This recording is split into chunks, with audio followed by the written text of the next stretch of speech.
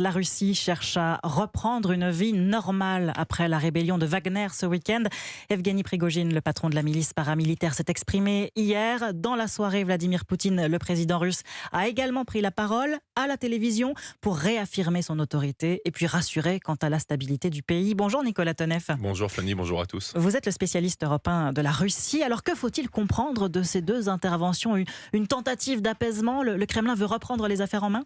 Oui, avec cette méthode, afficher deux hommes qui se parlent l'un à l'autre, littéralement en prenant la Russie à témoin. Vladimir Poutine endosse le rôle du patron qui pardonne et qui fait baisser la pression.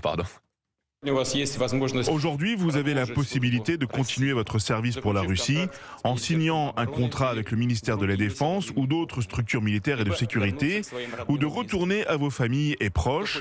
Ceux qui le souhaitent peuvent partir pour le Bélarus. La promesse que j'ai faite sera tenue. Voilà, Vladimir Poutine s'adressait donc aux hommes de Wagner et de Prigojine. Et Yevgeny Prigojine, donc le patron de Wagner, lui endossait un petit peu plus tôt hier le rôle du rebelle en pleine contrition. Nous n'avions pas pour objectif de renverser le régime en place et le gouvernement légalement élu, contrairement à ce qui a été dit. Notre marche a révélé de graves problèmes de sécurité. Nous avons fait demi-tour pour ne pas verser le sang des soldats russes. Alors Nicolas, les deux hommes semblent se parler donc par message interposé. Ils semblent vouloir faire comme si rien ne s'était passé samedi dernier. Oui, un retour à la normale, comme en effaçant un accident de parcours insignifiant en quelque sorte. C'est la meilleure façon à l'heure actuelle pour l'un comme pour l'autre de perdre le moins possible. Vladimir Poutine essaie de préserver son pouvoir avec le soutien du FSB et des clans qui l'entourent. Pour Prigojine, il s'agit de sauver Wagner et de garder son pré carré dans les pays africains avec lesquels il a des contrats.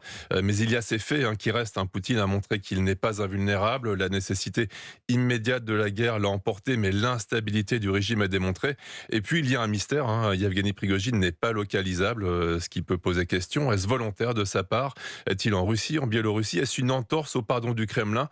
Ou l'homme, vu le contexte, prend-il des précautions pour sa sécurité ? On devrait le savoir dans les heures ou les jours qui viennent.